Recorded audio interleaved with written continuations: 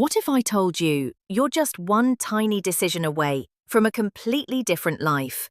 Not years from now, not even months, but today, right now. Sounds dramatic? Maybe, but it's also true. Every future begins with a choice, and most people freeze when it's time to decide. Career or passion, stability or risk, stay or go. If you're standing at a crossroads in your life, confused about what's next, then stay with me. Because in the next 10 minutes, I'm going to show you 3 lightning-fast ways to get clarity on what's best for your future. So why is it so hard to decide? Because your brain is wired to protect you from risk. It's constantly asking, what if I fail? What if it's the wrong path? But here's the thing, waiting for the perfect option is the fastest way to stay stuck. That's why I'm going to give you 3 fast, simple mental tools that cut through the confusion. No therapy, no journal marathons, just clear thinking, fast, ready to break through the fog. Let's dive into the first rapid-fire decision hack, the regret test. This one's a game changer. The first decision tool is something Jeff Bezos used to quit a stable Wall Street job and start Amazon. It's called the regret minimization framework, but we'll call it the regret test. Here's how it works. Picture yourself at 80 years old, sitting in a quiet room, looking back on your life. Would you regret not doing the thing you're considering right now? If the answer is yes, even a little, then that's your answer. Let's say you're deciding whether to move to a new city. Ask yourself, when I'm 80, will I regret not taking that leap? If your gut twists at the thought of staying stuck, you've got your answer. Your future self is wiser than you think. Use them as a compass. That's strategy 1. Simple, powerful, and brutally honest. Now, if you want something more tactical, let's move to the second method, the 10-10-10 rule. It's a quick trick to zoom out of the present and avoid making emotional decisions. You ever make a decision that felt right in the moment, but totally wrong later? That's because emotions are loud, but perspective, that's quiet and wise. The 10-10-10 rule helps you access that quiet voice. So, here's how it works. Ask yourself these 3 questions. How will I feel about this decision in 10 minutes? How will I feel in 10 months? And how about 10 years? This instantly forces your brain to shift out of panic and into perspective. Imagine you're thinking about quitting your job. In 10 minutes, it might feel scary. In 10 months, you might be adjusting. But in 10 years, you might be thriving in a career you love, one that you wouldn't have found if you stayed stuck. This rule lets you leap over your current fear and look at the big picture. That's the 10-10-10 rule, simple math for emotional decisions. But what if you're still torn between 2 good options? That's where the final hack comes in, the internal interview. It's weird, but incredibly effective. All right, let's get weird for a second. The third method is called the internal interview. Imagine this, you're the interviewer and also the guest. Ask yourself out loud, why do I really want this?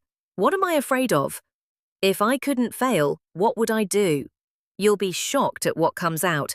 Speaking your thoughts, not just thinking them, activates different parts of your brain. It gives voice to your intuition, literally. Let's say you're torn between starting a business or staying in your current job. Ask yourself, if I couldn't fail, what would I choose? That question bypasses fear and taps directly into your desire. Because the goal isn't to be fearless, it's to be honest. You're not chasing the right decision, you're chasing the one that's true. So let's recap. Use the regret test to ask your 80-year-old self what they'd wish you did. Use the 10-10-10 rule to escape short-term fear and see the big picture. And use the internal interview to unlock the truth that's already inside you. The future doesn't need to be figured out all at once. You just need the courage to take the next step and trust that clarity comes with action.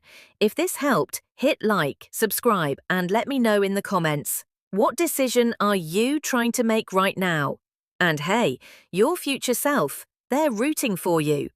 Imagine you're 80 years old, sitting on a porch, looking back at your life. What would you regret not doing? Most people think regret is something to avoid, but actually, it's a compass. Regret shows you what matters, it filters out fear, it silences judgment, and when used right, it can guide your biggest life choices. Jeff Bezos used this exact tool when deciding to leave his stable Wall Street job and start Amazon.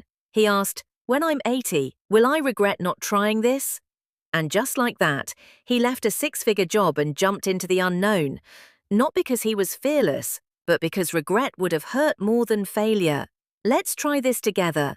Close your eyes. Unless you're driving, picture yourself at 80 years old, wrinkled, wise, looking back. Ask this version of you, quote, "What do you regret not doing? Is it leaving a toxic job, starting that side hustle, moving to another city, ending a relationship?" Don't overthink, just notice the feeling. That is your compass. Let me give you 3 real examples from real people who use this test. Anna, a teacher, was burned out. She asked her 80-year-old self, "Will I regret not exploring my art?"